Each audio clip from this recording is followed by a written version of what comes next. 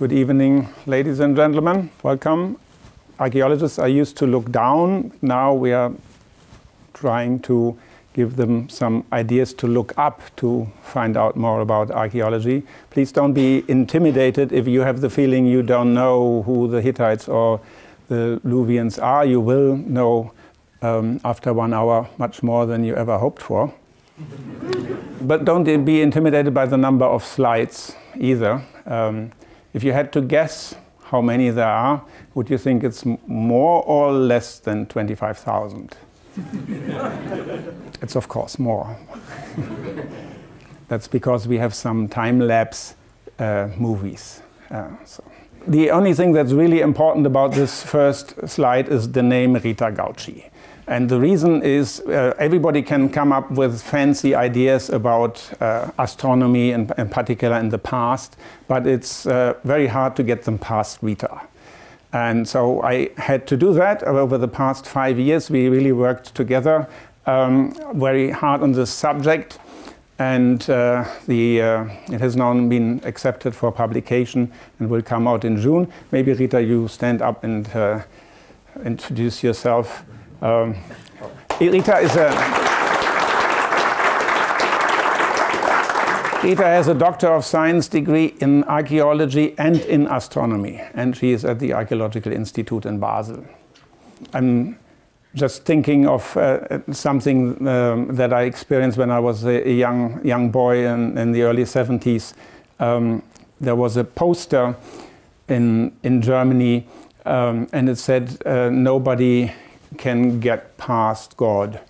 And somebody used a felt tip writer and wrote underneath, "except for Stanley Buda," who was a famous soccer player, of course, at that time. And I'm always thinking of Rita because I have to get past her with those ideas. So that's one proof of credibility, let's say.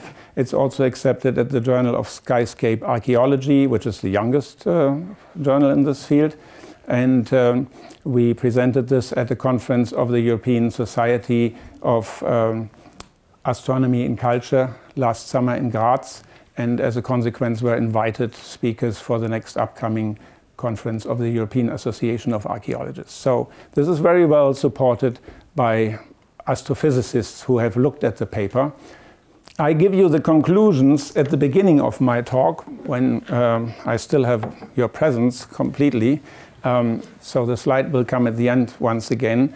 The conclusions are astronomy and astrology were part of Bronze Age religions. And Hattusha, that's the Hittite capital, which you will see in a number of slides, was designed to serve celestial deities. Temples and gates reflect astronomical parameters. Yazılıkaya functioned as a lunisolar calendar, and an enormous amount of discoveries can still be made.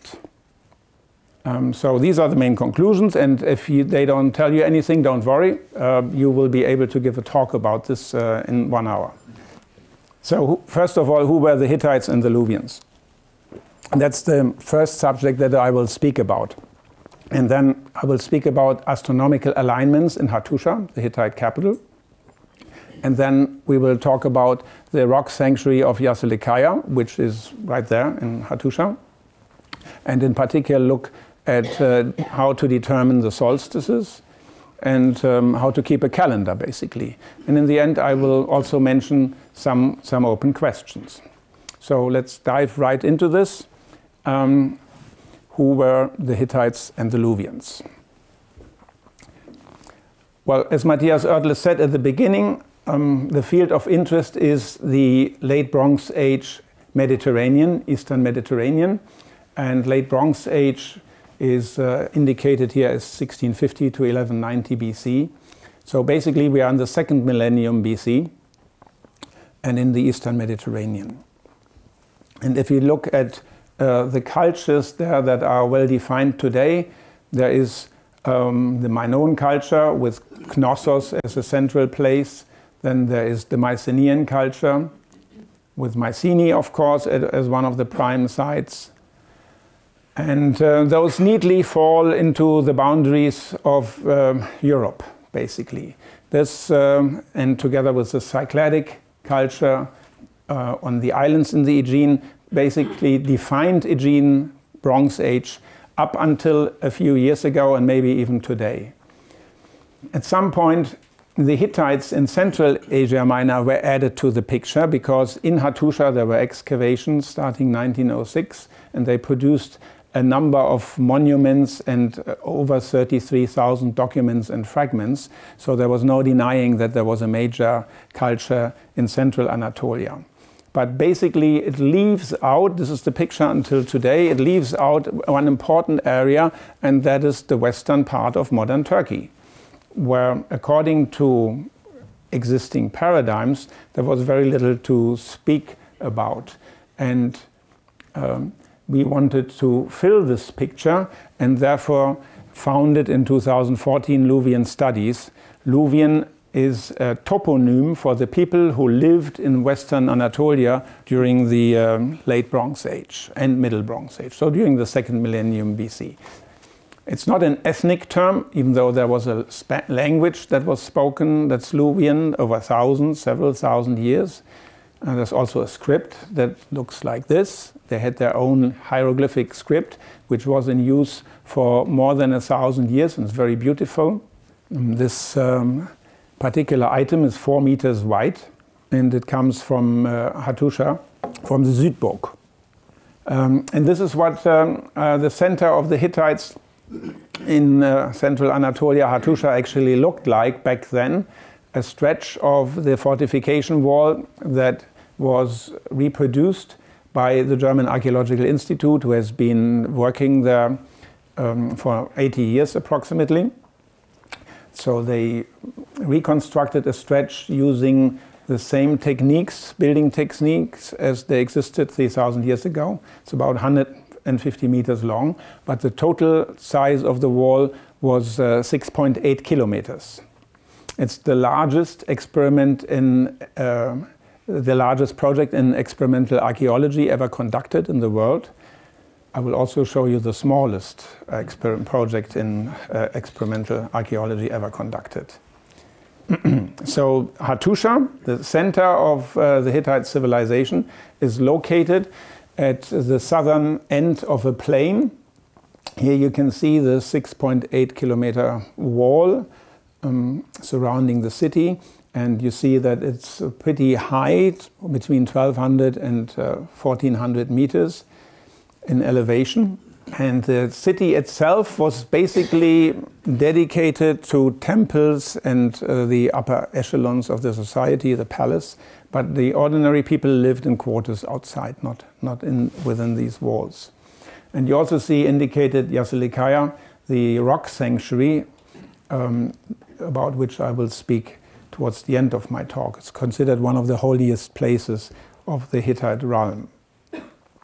This is a picture where you see Hattusha, difficult to recognize, in the whole upper part of the photo behind this ravine. So this road is actually the road that tourists take through the site. It's something unusual that you have to take your car into an archaeological site, and it still takes you a day to see the whole place. It's so big. It's 180 hectares, which is 100 times the size of Troy 6. Excavations there started in 1906. And as I said, they have produced very many fragments and documents of text, and they are written in cuneiform. And in the 1920s it was recognized that there were 8 different languages recorded in this cuneiform. So this is the upper part of the city, and you see the foundations of the temples that have been excavated. For 400 years Hattusha was the capital of the Hittite, some call it empire, the Hittite kingdom. It's interesting that the city does not have a technical purpose. It's very difficult to reconcile why the gates are in the places where they are, because they don't really make much sense in terms of utility. But the Hittites had up to 165 religious festivals per year. Yeah, so that kept them occupied. The foundations you see here are all temples. There are 30 of them altogether up there in the upper city. And as you all can also see, there's no particular arrangement to these temples. And so the archaeologists came up with a conclusion. It is of note that no special direction of the compass seems to have been preferred, either for the orientation of the temples or for that of the cult chambers themselves. See the cult chambers later. Anywhere around the globe, people oriented their constructions towards astronomic parameters, but in Hattusha, apparently, according to the paradigms here, not. But this is quite wrong, as we now know. So with this we come already to the second part of my talk. Astronomical alignments in Hattusha. What does it mean, an astronomical alignment? You can see here the great temple of Hattusha, drawn in the year when it was first seen by a European scholar in 1834 by Charles Texier. And as it turns out, all the walls that are pointing towards us are actually astronomically aligned. They are aligned towards the sunset at summer solstice, the longest day of the year. And we know such alignments, and that they existed, from other places where the buildings are still intact. Here we are in Egypt, in Karnak. The Karnak temple was erected around 2000 BC, so it's over 4,000 years old, and it's astronomically aligned to the sunrise during the winter solstice, the shortest day of the year, as you can see here when this picture was taken. You may wonder, in 4,000 years, haven't astronomical parameters shifted? And they have shifted a bit, about by the diameter of one sun, if I'm correct. Rita nods. And that means it would have even fitted better then, because now you see the sun on top of this gate. Back then it was right in the gate.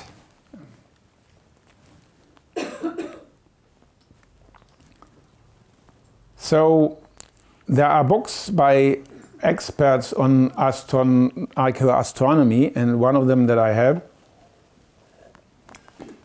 I found this sentence: neither with Stonehenge nor with any other monument can this important day, the summer solstice, be determined.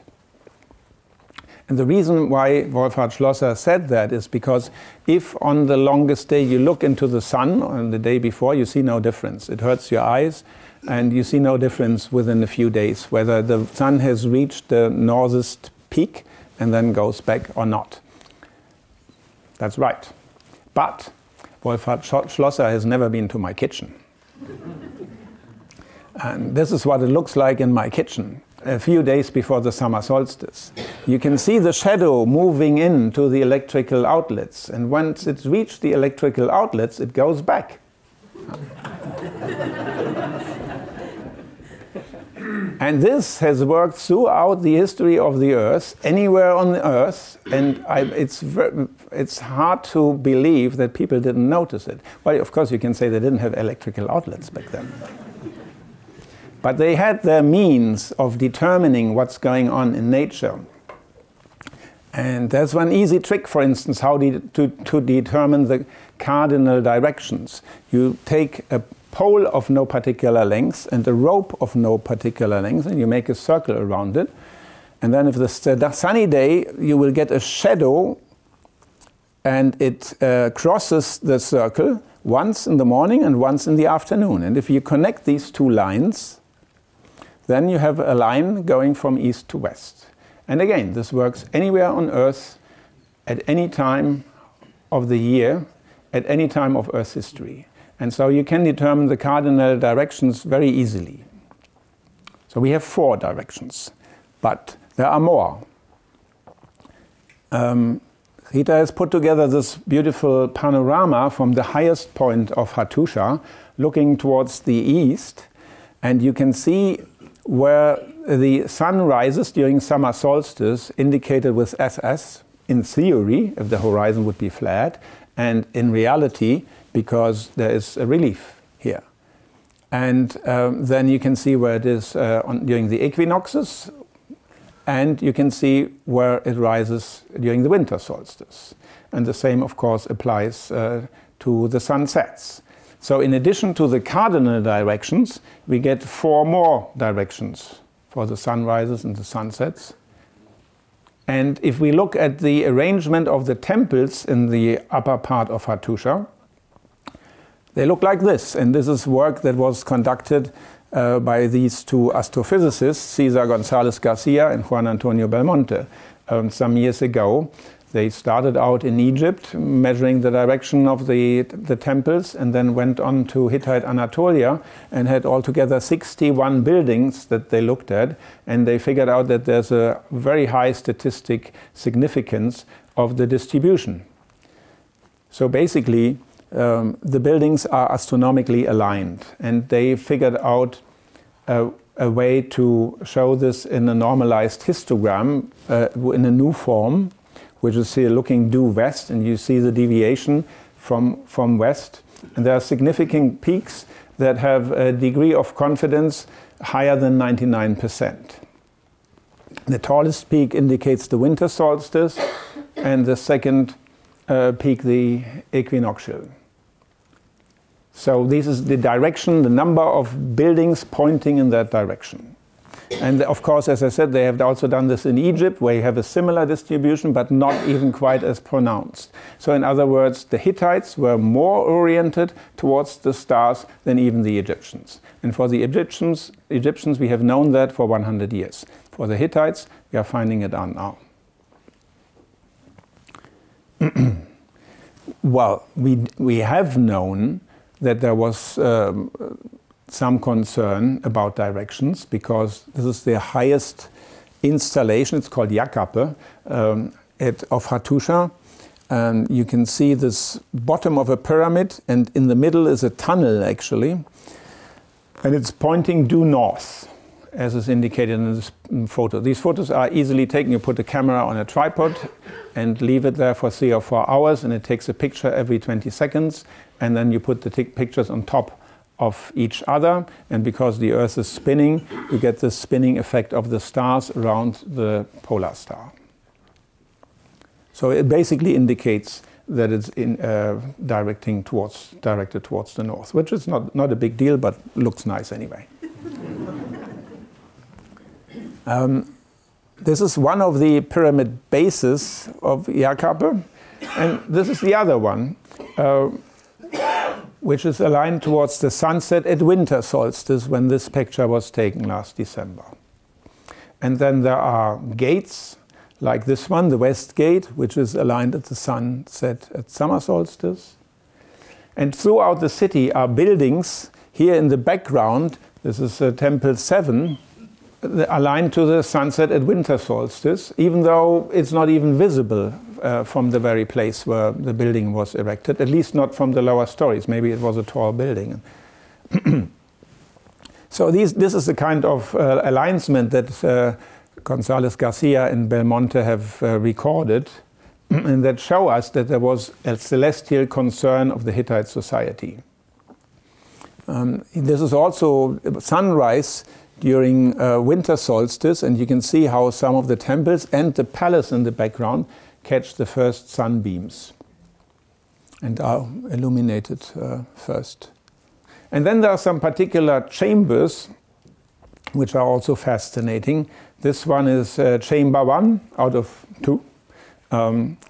The function was unclear, but in this time-lapse movie taken during the winter solstice, you see that during this particular day, the whole chamber is illuminated. And it very much looks like it was used during a religious service where the figure, the statue of a god or goddess was placed there and illuminated. And throughout the year, you never get this effect. So it was intentionally built in the middle of nowhere, pretty much. You see it sitting there in the middle of the picture, where it would catch the sunlight during the sunset. Interesting is that behind this, with the row of stones indicated on flat ground, was an artificial pool. And it could well be that the effect of the sun was even amplified by the reflection on the water. You have seen a few indications for that. So they put together some kind of light show, possibly, during their religious festivals. Now, why hasn't that been recognized before? You really have to be at the right place, on the right day, at the right time, at the right weather, and with the right equipment. There is no chance that you run into this. You have to plan these things ahead and then go in the field and be lucky. This is looking from chamber 1 outside at the day of the winter solstice, but before sunset, and you don't see anything. So we have about 20 minutes per year when it works.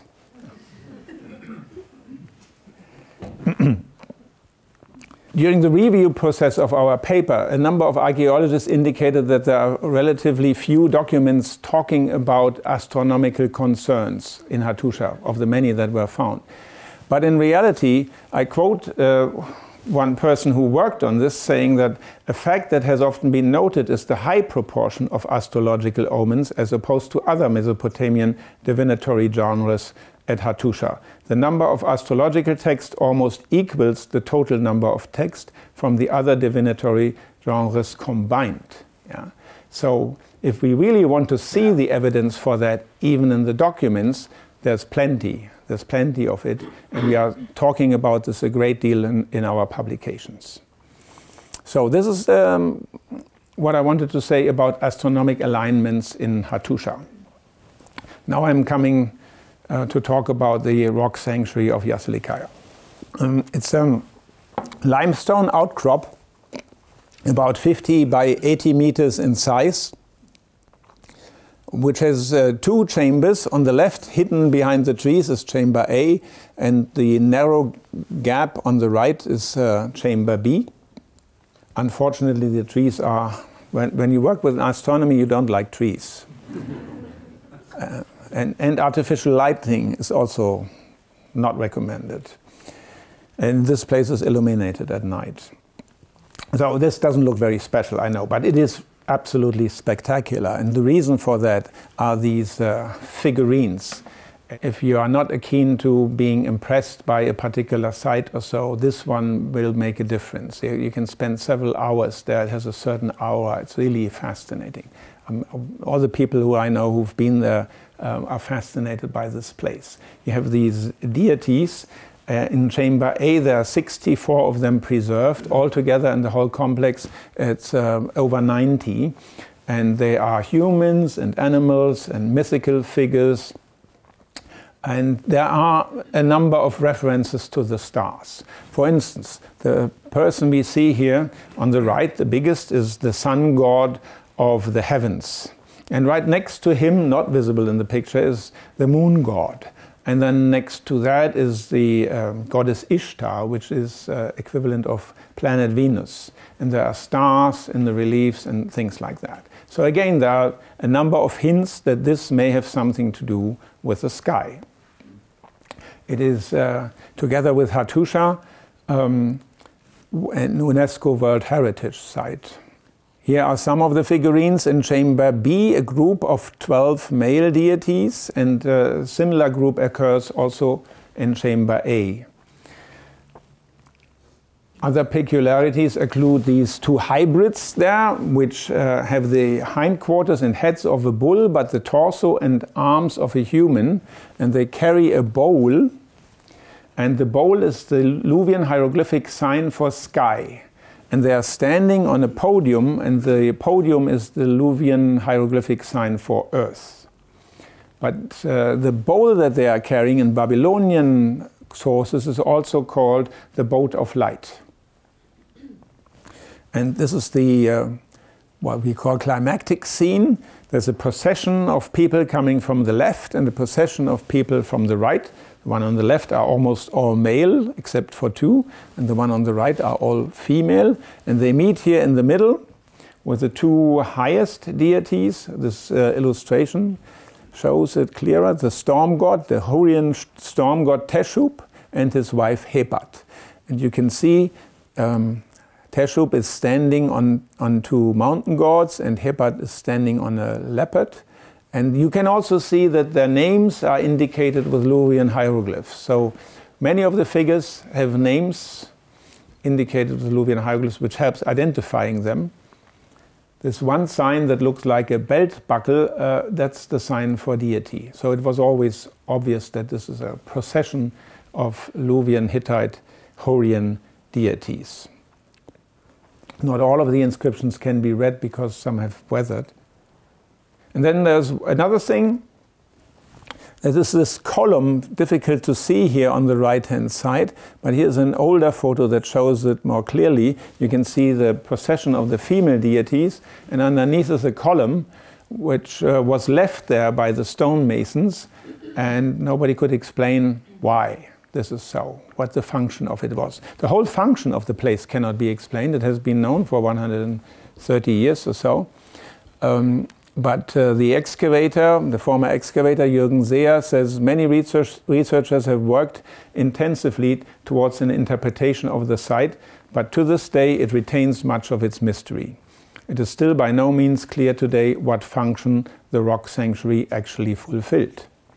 Now, when you leave this room in half an hour, you will be able to explain every one of the 66 deities in Chamber A.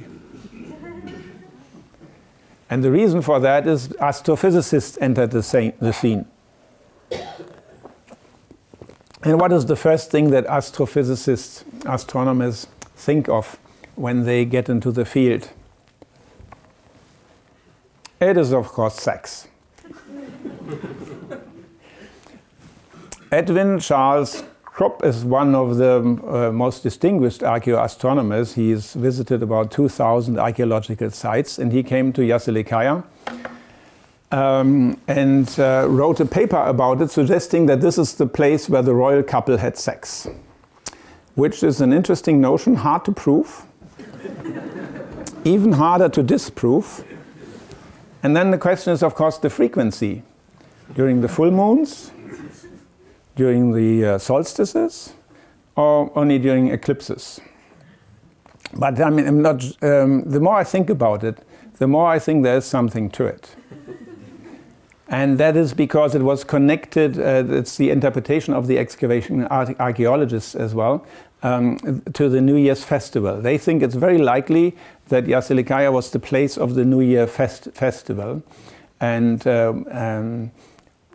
our results reinforce this notion, and maybe everything gets together. Our carnival is still left over of that, those celebrations.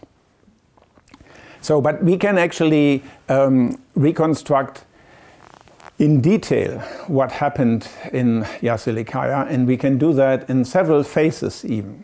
We start, of course, with the earliest phase around 1500 BC. We don't know what there was before that because it's been moved and overbuilt, but it may well have been that there was even earlier predecessors, simpler predecessors. So if we look at Yazılıkaya or the landscape during the time of the summer solstice, Yazılıkaya is on the right, the sun is setting on the left, and you see how the beams of the sun, the setting sun, stretch all across the valley until they hit the other side where Yazılıkaya is. And the first building that we know of that was erected there was a gatehouse like this. And Juan Antonio Belmonte found out that this gatehouse was aligned with the sunset at summer solstice. So the light beams would have entered the building as well. He took this picture in 2009. And we went back there a few years later and documented it. And when we go in the field, the weather's always bad. And sunset looks like this. But we were lucky and we got a few minutes of sunshine, so the effect really worked. So in an architectural plan, it looks like this. You see the gatehouse and how this wall is aligned with the sunset at summer solstice. And if this applies to one of the walls, it also applies, of course, to the main axis. Now, the interesting thing about the main axis is at the rear side of the building, there were two monoliths, very big stones, and the gap between them was so small that a person cannot pass through. It was only 20 centimeters, something like that. Yeah? So, but light could pass through. And we also know that at the same time there was a wall about 9 meters further back, perpendicular to this direction. And so what could have happened is that the sun fell through this gap, like in my kitchen, onto the wall, and the priests were marking the shadow, how it moved day by day, until it reached a certain point, and then it moved back. And if you do that carefully, you know the longest day of the year, and you have basically determined the beginning of this solar year. Very simple technique. And that was the next step. Is now they started celebrating this more. It all worked out. The whole Hittite religion worked out really well. The great king became prosperous. The whole country became prosperous. They wanted to pay back their deities and build a more fancy temple. So they came up with this construction during the second phase with a big courtyard. And now the sun rays may have fallen through a window in an upper story into the courtyard where there is a pedestal. We only have that, we don't know what was sitting on top of it, but it would have illuminated whatever it was. A stone, a column, a figurine. And so when you were in the courtyard, it would have looked like this. And if you look very carefully, it gets a bit illuminated. So that means the priests, knowing what the longest day of the year is, they could have called for a service, and they have a few days to play. They have 3-4 days to play with when this works. So they could determine, they could choose a date when the weather is really nice.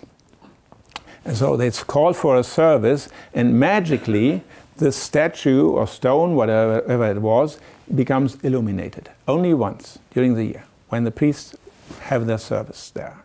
So with this, the magical power of the gods in heaven is basically passed on to their human representatives, the king and his family on earth.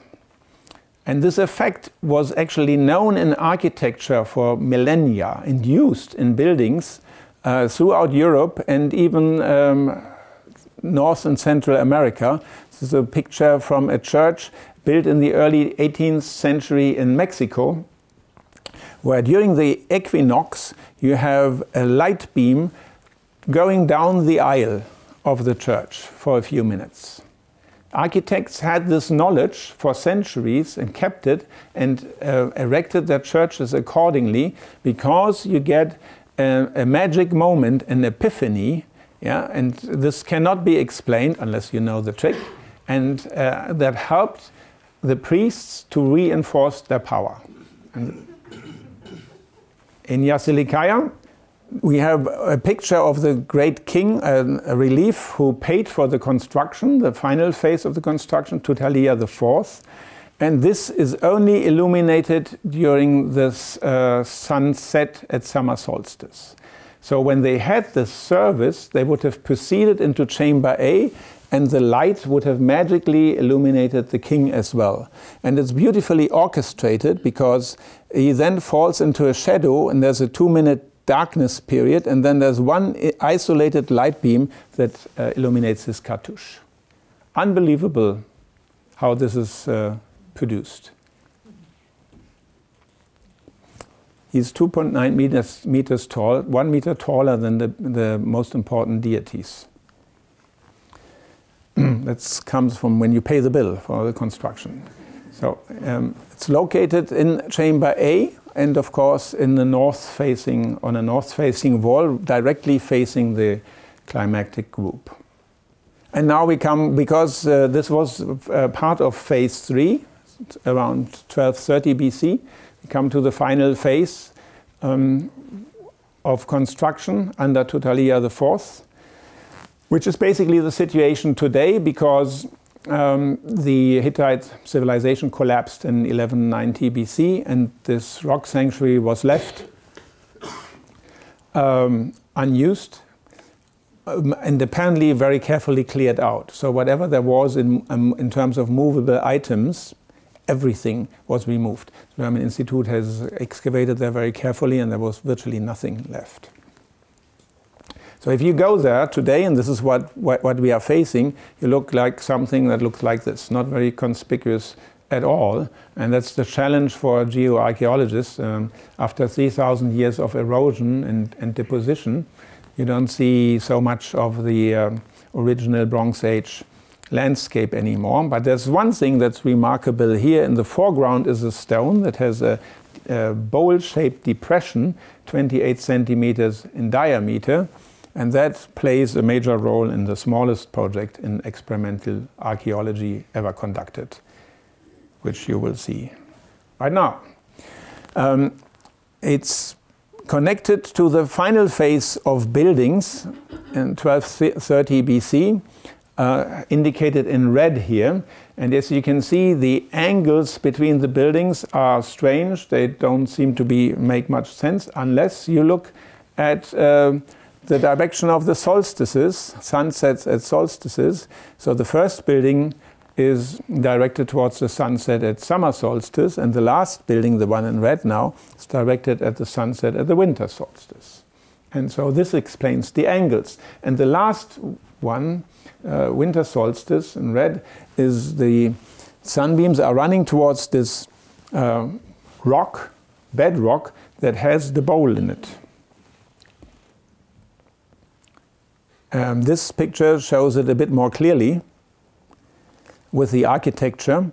Also, there is a drain pipe that's running through the system, which is difficult to explain, a water pipe, unless people wanted to flood the area around the stone with water for a little while. So they would have gotten the water supply, but at the same time, they would also have had a drain. So if they wanted to, they could produce a little pool around this rock, again to amplify the effect of the light in the water. And then when the service is finished, they could have drained the water. So if you look at this today, it looks not very exciting. You see this particular wall here straight towards this limestone knoll, and the place where the bowl is still in the shadow here. Now this is our experiment. We bought a salad dish at IKEA, 28 centimeters in diameter, and filled it completely with water to show the reflections of the sun on this little surface. And this is, of course, the day of the winter solstice in the afternoon. You can see how the sun sets, and the beam that is a little after 6 o'clock now is going along that wall and hitting our dish. And you can get all kinds of nice effects with this. And now imagine that this would have been a major pond around this stone. So that's all pretty easy. But of course, the main reason why you are here is because you want to know what the purpose of those reliefs is in Chamber A. And that's the final part already of my talk. The purpose of the reliefs is to keep track of the days and the months and the years. So this is Chamber A again, an open court in a natural limestone outcrop, about 30 meters long, with 64 preserved deities, King Tutaliai here on the right, the climactic group in the center, the male deities on the left. And we think that this is a calendar. Now, how would it have worked at a calendar? Let's look for a moment at the theory of how a calendar would have worked a few thousand years ago. Of course, the people were very much aware of the natural rhythms. For instance, the rhythm of the moon, the lunar months. 29 or 30 days from one lunar phase to the next lunar phase. And then, of course, there is the rhythm of the year. They could feel the seasons. This is repeating itself, and it's not just the seasons. Of course, it's important for sowing, it's important for harvest. The river floods are connected to the seasons. There are two types of natural rhythms, and they made people believe that everything is driven by celestial forces. Now, today we know, of course, 1 year is the time it takes for the Earth to complete one orbit around the Sun. We celebrate that on New Year's Eve. Imagine two aliens watching us. One says, what are they doing? Celebrating that their planet completed one orbit around their sun. I told you, they're not very smart. And this is only what we know for the past 400 years. Before that, people knew what a year is, but they didn't know that it is the Earth going around the sun. So how would they know what a year is? Well, they knew it from the points where the stars rise. Of course, they rise in a different place. Every day they move 1 degree, which is why the circle has 360 degrees. Babylonians kept it a bit more simple. And so after 1 year, the stars rise in the very same place again. And because of these connections of the star rising with the seasons and with the floods and everything, the people had the feeling that everything is governed by celestial forces. But they had to figure out the rhythms behind it to come to grips with it. And they are not related. The lunar months are not related to the solar years. If we look at the lunar months in a schematic drawing, so we get the new moon when the Earth, the moon and the sun are aligned, and then it takes 29 or 30 days, well, 27 or 28 days for the sidereal month, and then 29 or 30 days for the end of the synodic months, and until the same lunar phase has been reached. Our months today have nothing to do with celestial parameters. But back in those days, they were calculating the months by lunar phases. And this is the theory how it worked. They had to look for the smallest common denominator that would work for days and months, lunar months and years. Now, if you take 12 lunar months of 29 or 30 days each, you end up with 354 days per year. But the years, of course, 11 years longer. So it works, but it doesn't work really well. It only works when you are calculating the lunar months, and every 2 or 3 years, see that down below, for 19 years, you add 1 intercalary month. Yeah? And if you do that over a period of 19 years, you add 7 months, doesn't matter when. In the end, the two are more or less synchronous. The difference is 2 hours. Yeah. So that's the smallest common denominator between lunar months and years, is 19 years. It was then equivalent to 235 lunar months, or 6,940 days. And then the whole circle and system starts all over again. And if we look now at Yazılıkaya, we have the male figures on the left side of chamber A, here with the 2 bullmen, and the main scene due north. And we have the female figurines on the right side with this column pretty much in the middle.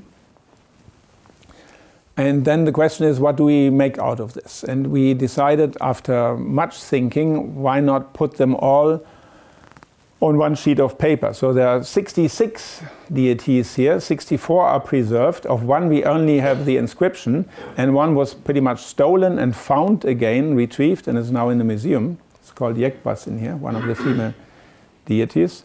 So 66 altogether.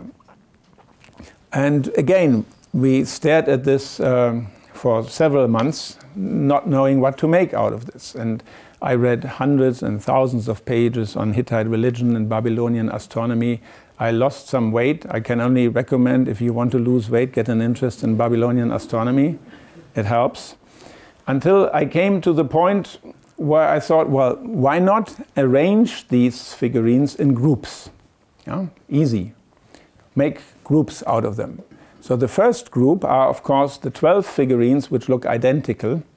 And this has been recognized by Juan Antonio Belmonte in 1990, he tells me. He's published it in 2000, that the 12 male deities that look identical are indicative of the lunar months.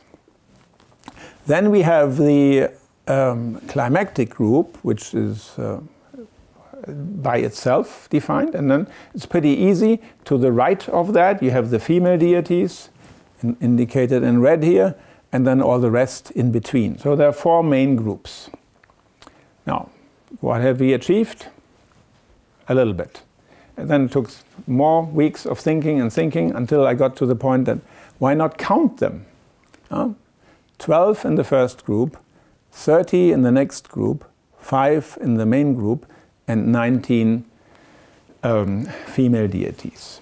And these are numbers which are almost like Fibonacci numbers to an astronomer. When he sees a sequence like that, they say, yeah, of course, it's clear what it is. Yeah. And I show you how it works. This is a schematic drawing of all the deities in chamber A. Here are the 12 male deities for the lunar months.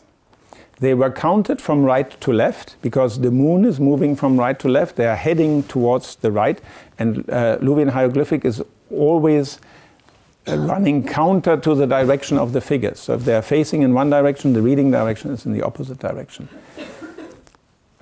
And here we have the 30 days, counting from the right to the left. So the first day of the month is the first visibility of the lunar crescent. That marks the beginning of the month. And then every full moon coincides with the day where that's equivalent to the 2 bull men. So symbolically they are carrying the full moon in their bowl. And the last day of the new moon is the 29th or 30th figure. And on the right side we have the solar years, counting from left to right now, against the direction that they are facing. And this is called, amongst astronomers, Enea Decaeteris.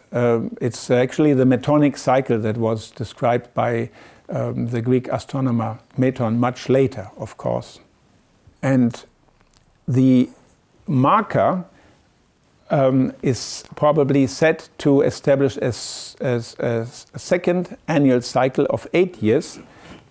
That also exists. It's called octaedris, but it could also have been a cycle of Venus or something else. So there were two periods for the years. And if we take 19 solar years here, this is equivalent to 228 lunar months plus 7 intercalary months, and equivalent to 640 days. And the average deviation per year between the lunar months and the solar years is 6 minutes, 6.5 minutes. So in 19 years it's a little over 2 hours. And so this is how the system could have been easily used as a lunisolar calendar and could indeed be used as such today. It works in perpetuity.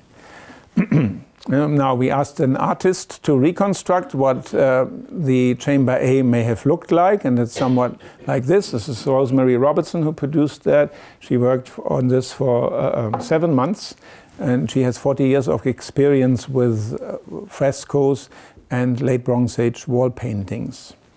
And if night falls, it looks a bit like this. This is the sky at midnight.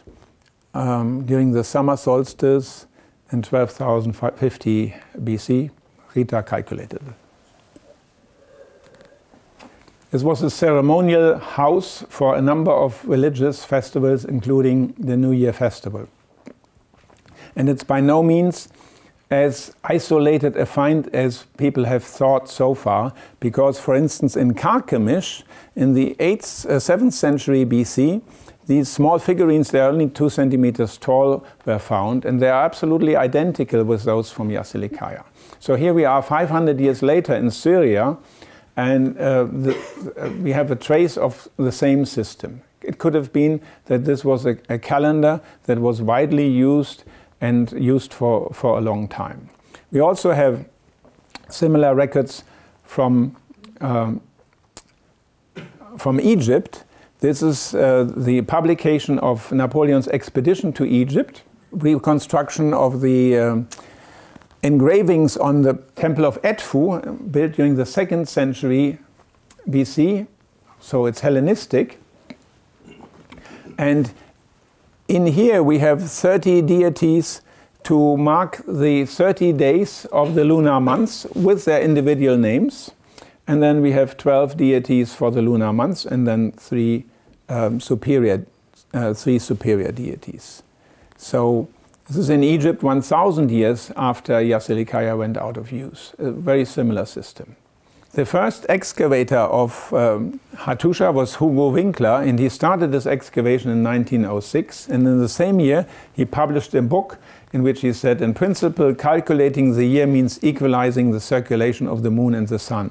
The whole mechanism goes back to much earlier times than all our knowledge of history, that is beyond 3000 BC.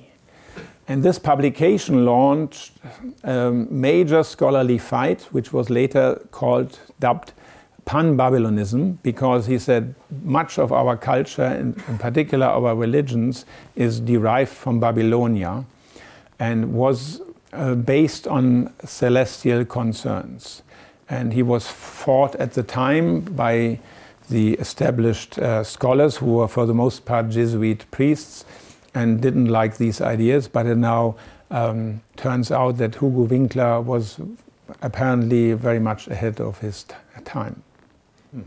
So, finally, what's left to do now for us and future generations? There's plenty, because this is leading us off in a new direction. For instance, at Yazılıkaya, there's chamber B, which is a very narrow chamber. As you can see, there's a 12-meter tall wall that is almost due north. That is 5-degree deviation. The gap in the rear is only a little over 2 meters, and in the front it's about 4 meters. And you can see the 12 male figurines, which we think indicate the months of the lunar calendar.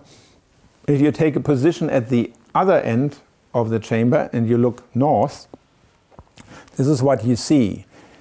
Because the wall is due north, this pointing bedrock that you see is basically pointing at the polar star. So at night it looks somewhat like this, and the sharp edges of these rock surfaces could have been used to indicate the rising and setting of certain stars, so you can use it as a clock, a star clock. And we know that star clocks were used at this time in Egypt. You need those sharp edges, because when you remember the time-lapse movie with the rising stars, it's very difficult to say when exactly a star is rising over the horizon, because there's so much fog. But if you have such a sharp edge, you can determine it very precisely. Also, while we were in the field during the summer solstice, there was a very strong magnetic storm of force 5. So we ended up being able to record Aurora Borealis, Northern Lights, in Anatolia in the summer. That's a rare event. And the question is, have the Hittites already seen things like that, and what would have been the effect on them? Another thing that I find particularly interesting is, well, as we know, the moon is every day in front of a different constellation. If you use your hand, stretch it, it moves one fist over to the left every night. This picture was taken in Boaskale, the modern village at Hattusha. The camera was sitting there for 5 days, not touched, and every night at the same minute he took a picture to indicate where the moon is and how it has moved across the sky. Now, if you think of the image that people had back in those days, they did not see the sky in 3 dimensions. They saw it as a wallpaper in 2 dimensions. So we have here the sun and the earth and the moon is moving on this wallpaper and is in a different place until it comes back again. And in my opinion, but we are still arguing about that, we could put the male figures in front of that and use them as some kind of indication for the different constellations through which the moon is moving over the months, during the months. So it's basically a predecessor of the zodiac. And then there is Jakape, And the Yakaba is this tunnel, this big construction in the highest place of Hattusha. It has this tunnel which does not make sense for fortification purposes and for trade purposes, and so it's difficult to explain. But it could also have had an astronomic function, because you can see it's a very small opening, and it's sloping, 71-meter long tunnel, sloping at 17 degrees.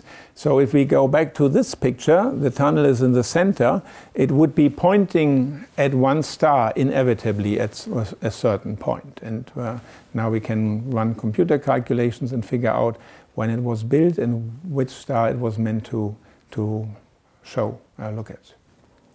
So these are some things that, some of the many more things that would require more attention.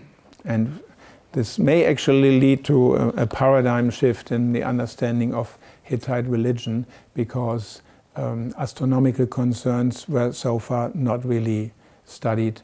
Nobody really paid much attention to them. And now I come back to my conclusions and repeat them. You understand them much better.